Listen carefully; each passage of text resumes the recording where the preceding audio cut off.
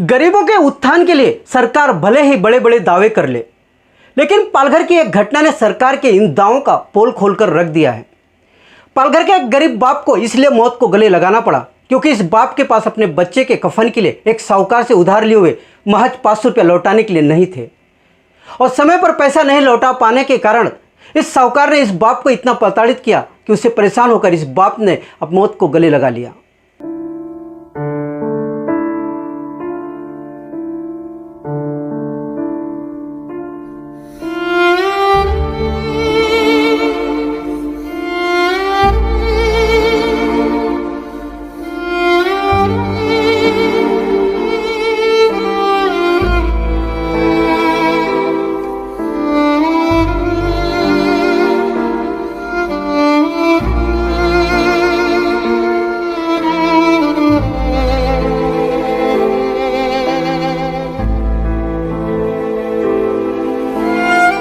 बताया जाता है कि पालघर जिला के मोखाड़ा का रहने वाले इस बाप के एक बच्चे की कुछ महीने पहले मौत हो गई थी, और उस समय उसके पास कफन के लिए पैसे नहीं थे, और उसने इस साहूकार से जो है 500 रुपया उधार लिया था। लेकिन समय पर पैसा नहीं लौटा पाने के कारण यह साहूकार इस गरीब बाप से कई दिनों तक भूखे प्यासे उसे मजदूरी करवाता रहा और उसे प्रताड़ित करता रहा, जिससे परेशान होकर इस बाप ने मौत को गले लगा लिया। इस गरीब परिवार को ध्यान से देखिए, जैसे गरीबी इनके लिए एक अभिशाप बन चुकी है। मानो यह दुनिया में गरीबी झेलने के लिए ही पैदा हुए हैं। इस गरीब बाप के पास इतने भी पैसे नहीं थे कि वह अपने बच्चे के कफन के लिए उधार लिए हुए 500 रुपये लौटा सके, और आखिर इसके बाद राष्ट्रवादी पार्टी के एक स्थानिक नेता और साहूकार के प्रताड़ना से परेशान होकर इस गरीब बाप ने मौत को गले लगा लिया।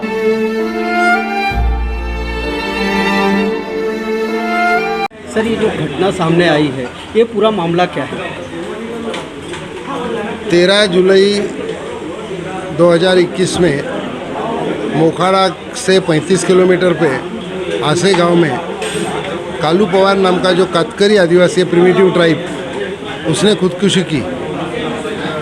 इसके बारे में उसकी पत्नी सावित्रा का, उसका जो मालिक था रामदास कोरडा, उसके ऊपर शक था क्योंकि वो मजदूरी के लिए बाहर गई थी।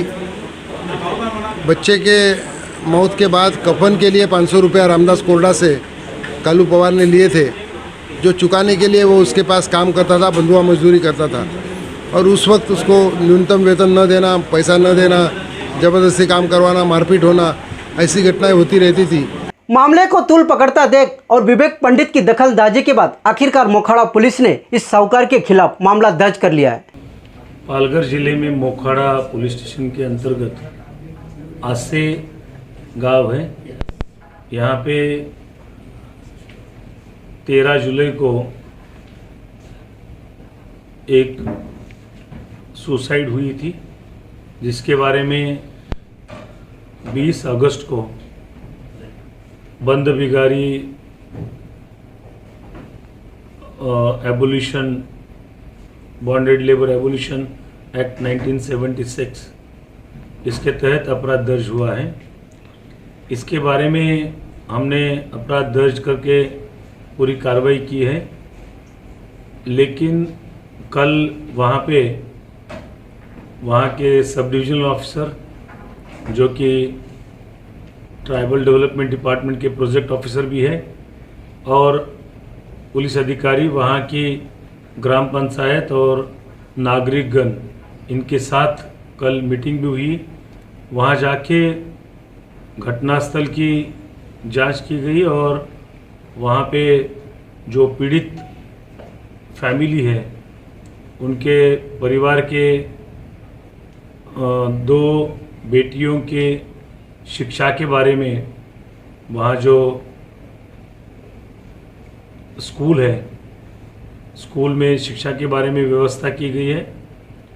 उसके अलावा वहाँ पे लोगों के साथ बात की गई। वहाँ गांव के लोगों का कहना है कि वहाँ बंद भिखारी बॉन्डेड लेबर जरा भी नहीं है, कोई कहीं पे नहीं है, और बॉन्डेड लेबर का वहाँ सवाल ही नहीं आता है। वहाँ लोग जो है खेती के काम करने के लिए वहाँ ऑलरेडी शॉर्टेज है और कोई किसान, कोई व्यक्ति उन्हें बंद बिगारी या बॉन्डेड लेबर बना सकती नहीं है। इस प्रकार की वहाँ पे मालूमात मिली है। ये अपराध की जांच जो है वो कानूनन जांच हम पूरी करेंगे, लेकिन उस गांव में, उस क्षेत्र में ऐसी कोई बंद बिगारी या बॉन्डेड लेबर ये व्यवस्था है क्या, ये देखने के लिए, उसकी मालूमात लेने के लिए, उसके बारे में कार्रवाई करने के लिए हम लोग वहाँ पहुँचे थे। वहाँ पे ऐसी कोई बंद बिगारी या वेट बिगारी सामने नहीं आई है, लेकिन मीडिया के माध्यम से मैं आम लोगों को अपील करता हूँ कि कहीं पे भी, पालघर ज़िले में कहीं पे भी बंद बिगारी, बॉन्डेड लेबर कहीं आपको मालूम है तो हमें बताइए। हमारे कंट्रोल रूम को या हमारे नज़दीक के पुलिस स्टेशन को आप बता सकते हैं। हम पूरी कार्रवाई करेंगे और उसके बारे में यदि मालूमात देने के लिए कोई दिक्कत है तो मेरे मोबाइल नंबर पे या हमारे ईमेल आईडी पे मेल करके या मैसेज करके आप बता सकते हैं। आपका नाम हम कॉन्फिडेंशियल रखेंगे। आरोपी को 22 तारीख को अरेस्ट किया गया है और 23 तारीख को कोर्ट में पेश किया था। ऑनरेबल कोर्ट ने उन्हें जमानत दी है और आगे की जो तफ्तीश है, आगे की इन्वेस्टिगेशन पीएसआई तोरगे वहाँ पे कर रहे हैं। सर, देखा जाए कि खबरें ऐसी आ रही कि उसने अपने बच्चे के कफन के लिए उससे 500 रुपया लिया था और जिसके कारण जो है उसने सुसाइड किया है। तो अभी तक पुलिस जांच में इसमें कितनी सच्चाई नज़र आई और पुलिस जांच में भी क्या पता चला है? इसके बारे में वो 500 रुपये दिए थे कफन के लिए, ये बात है। इसके अलावा मृतक की जो पत्नी है उन्होंने भी बताया है कि इसके पहले भी, इसके पहले साल, उसके 2 साल पहले भी वहाँ पे वो आवते, यानी कि वो जो प्लोइंग करते हैं वो काम, यानी कि जो यहाँ जो फसल है सबसे ज़्यादा राइस की फसल है और इस फसल के लिए वहाँ पे जो काम करते हैं उसके लिए वो वहाँ पे हर साल जाते हैं, हर साल उन्हें पैसा भी मिलता है वहाँ पे। इस प्रकार की बात उन्होंने मृतक की पत्नी ने की है। लेकिन उसके अलावा हमारा इन्वेस्टिगेशन जारी रहेगा। इसमें हमने गांव के लोगों से, वहाँ के लोगों से बात किया कि वो जो आरोपी है उसके खेत में बाकी और कौन कौन लोग वहाँ काम करते हैं। तो बाकी सब लोगों ने बताया है कि उनको सब पैसा मिलता है, उनकी जो रोज़ाना है वो वक्त पे मिलता है और बॉन्डेड लेबर, बंद बिगारी ऐसी कोई वहाँ पे उसके खेत में भी बाकी किसी की कोई कंप्लेंट नहीं है। सर, दूसरी सवाल ऐसा है कि जो आरोपी है वो सत्ताधारी पार्टी राष्ट्रवादी का स्थानीय नेता बताया जा रहा है और वहाँ के आमदार का करीबी बताया जा रहा है, जिसके कारण पुलिस ने इसके खिलाफ मामला दर्ज करने में देरी की, ऐसी पुलिस प्रशासन पर आरोप है। तो इसी लेकर क्या कहेंगे? ऐसी कोई देरी नहीं है। मैं आपको सबको बताता हूँ कि इसमें जो घटना हुई थी वो 13 जुलाई को सुसाइड हुई थी। उसके बाद 2 अगस्त तक पुलिस स्टेशन को उनके फैमिली ने बताया भी नहीं था। उनको पहले ही दफनाया गया था और दफनाए के जाने के बाद अभी 3 हफ्ते के बाद पुलिस स्टेशन में वो कंप्लेंट करने के लिए आए हैं। उनकी देरी जो है वो सबको, गांव को मालूम है, सबको मालूम है और पुलिस को भी मालूम है। तो देरी तो उन लोगों ने की है, लेकिन हमारे पास जो भी कंप्लेंट आई है वो किसी के भी खिलाफ होने दो, हम लोग पूरी इम्पार्शियल इंक्वायरी कर रहे हैं। अभी तक जो सामने आया है उसमें जो गांव के लोगों के साथ बात करने के बाद सामने आता है जो आरोपी है उसने बाकी सभी लोगों का अभी तक ऐसा कोई पैसा या उनका रोजाना रोका नहीं है। उन्होंने वक्त पे उनका रोजाना दिया है। Thank you sir. बच्चे के मौत के बाद कफन के लिए 500 रुपया रामदास कोरडा से कालू पवार ने लिए थे, जो चुकाने के लिए वो उसके पास काम करता था, बंधुआ मजदूरी करता था और उस वक्त उसको न्यूनतम वेतन न देना, पैसा न देना, ज़बरदस्ती काम करवाना, मारपीट होना, ऐसी घटनाएं होती रहती थी। ये बताने के लिए 26 तारीख को वो मोखाड़ा पुलिस स्टेशन गई, जहाँ पे उसकी केस नहीं ली गई। बाद में फिर 29 तारीख को गई, फिर से उसको नकारा गया। बाद में जब मैं गया 1 अगस्त को, उसके बाद में 2 अगस्त को एक्सीडेंटल डेथ मोखाड़ा पुलिस ने रजिस्टर किया।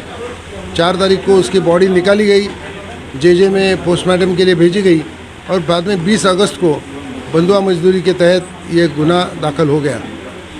अब ये इतना घटनाक्रम होने के बाद कल यहाँ के पुलिस प्रशासन द्वारा ये एक प्रसिद्ध जारी किया गया, प्रेस रिलीज जारी किया गया और प्रेस कॉन्फ्रेंस की गई कि यहाँ पे बंधुआ मजदूरी सिस्टम है ही नहीं। वो आदमी दारू पीता था, उसको रोज़ मजदूरी मिलती थी। जो पुलिस का काम नहीं है वो पुलिस ने क्यों किया, ये बड़ा सवाल पैदा होता है। पुलिस जब जनता के पास सामने मीडिया के द्वारा गई है, तब मुझे भी अपनी जो साइड है वो जनता के सामने लाना ज़रूरी है, और इसलिए आज मुझे भी प्रेस कॉन्फ्रेंस लेनी पड़ी। और मैं ये कह रहा हूँ कि आप सिस्टम को नकारो मत। सिस्टम को नकारने के बाद सिस्टम ख़त्म नहीं होगी, बल्कि उसका स्वीकार करके वो बदलाव करना चाहिए। कानून ने बंधुआ मजदूरी प्रथा को बंद किया है, और यहाँ पर एडवांस देना और मजदूरी करवाना ये बहुत कॉमन है। ईंट भट्टों के ऊपर, रेत के ऊपर, पत्थर खदानों पे, खेती पर, बगीचे में आम तौर पे एडवांस देके मजदूरों को लाया जाता है। उन्हें न्यूनतम मजदूरी से कम दिया जाता है, ज़बरदस्ती काम लिया जाता है। तो ये system bonded labour system abolition act के तहत ये गुनाह है, ये कानून को मंजूर नहीं है। उसका अमल पुलिस करे, ना कि उस सिस्टम को प्रोटेक्ट करे, इतना मेरा कहना है। सर, तो आपको ऐसा लगता है कि जो पुलिस प्रशासन है वो दबाव में काम कर रहा है? पुलिस प्रशासन ने किसी भी दबाव में नहीं आना चाहिए। वहाँ का लोकल एमएलए ये एनसीपी का है, जबकि उनकी सत्ता है और गृह मंत्री भी उनका है। इसलिए शायद पुलिस इस तरह से करती होगी, ऐसा मानने को धारणा है हमारी, लेकिन मैं ऐसा नहीं मानता हूँ। यदि ऐसा है तो पुलिस अपने कर्तव्य से दूर जा रही है, वो वैसा न करे, यह मैं इशारा देना चाहता हूँ। लेकिन सर, पुलिस का कहना, एसपी का कहना था कि उन्होंने समय पर एफआईआर दर्ज किया है, जबकि आरोप है कि मैंने जो घटनाक्रम बताया कि 13 जुलाई को घटना हुई, 26 जुलाई और 29 जुलाई को उसकी पत्नी वहाँ पे गई, 2 अगस्त को एडी दाखिल हुआ और 20 अगस्त को एफआईआर दाखिल हुआ। इसमें यदि पुलिस को लगता है समय पे किया तो मेरा कुछ कहना नहीं है। तो लेकिन एसपी का ये भी कहना था कि हमारी जांच में अभी तक इस प्रकार का ना तो उसको बंधक बनाया गया था, ना इस प्रकार के बंधक मजदूर वहाँ पे कोई काम करते। उन्होंने आह्वान भी किया अगर इस प्रकार का कोई है। मैं इतना ही कहूँगा कि पुलिस प्रशासन ने जो नहीं करना चाहिए, जो नहीं बोलना चाहिए, वो उन्होंने क्यों बोला, ये मेरे सामने सवाल है। उनका इन्वेस्टिगेशन पूरा हुआ क्या, चार्जशीट गई क्या, समरी गई क्या? यदि वो गई है फिर वो ऐसा स्टेटमेंट कर सकते हैं। तपास जारी रखते हुए ऐसा स्टेटमेंट करना ये बिल्कुल गलत काम है। तो आपको लगता है कि पुलिस इस मामले में लीपापोती कर रही है? पुलिस ने आज तक सही काम नहीं किया है, इतना मैं जरूर कहूँगा। पुलिस कितना भी दबाने का प्रयास करे, हम दबाने नहीं देंगे। तो अगर एक पुलिस प्रशासन से आपको न्याय नहीं मिलता है तो अगला कदम क्या होगा आपका? पुलिस प्रशासन से न्याय नहीं मिलता तो एक तो वरिष्ठ भी हैं और हाईकोर्ट तो है ही। यदि पुलिस दबाना चाहेगी तो हाईकोर्ट से हम बाहर निकलवाएंगे। सर, जो और भी मजदूर इस प्रकार के बंधुआ मजदूर हैं उनसे आप क्या कहना चाहेंगे? या जो मैं यही कहूँगा, बंधुआ मजदूरों को मैं कुछ नहीं कहना पाऊँगा, क्योंकि वो तो न तो सोशल मीडिया देखते हैं न मीडिया देखते हैं। लेकिन मैं जो पैसा देते हैं, जो मालिक है, उनको कहना चाहूँगा, ठेकेदारों को कहना चाहूँगा कि आप इस तरह का पैसा दे के किसी को बंधुआ बनाओगे तो आपका पैसा भी जाएगा और आपको जेल भी हो जाएगी। उससे आप टलिए, उससे सावधान रहिए, फिर हमें दोष मत दीजिए। हालांकि अब ये देखने वाली बात होगी कि मोखाड़ा पुलिस इस गरीब परिवार को न्याय दिला पाती है कि यह मामला फाइलों में उलझ कर रह जाता है, क्योंकि यह साहूकार जो है महाराष्ट्र में चल रही आघाड़ी सरकार के एक पार्टी का स्थानीय नेता है।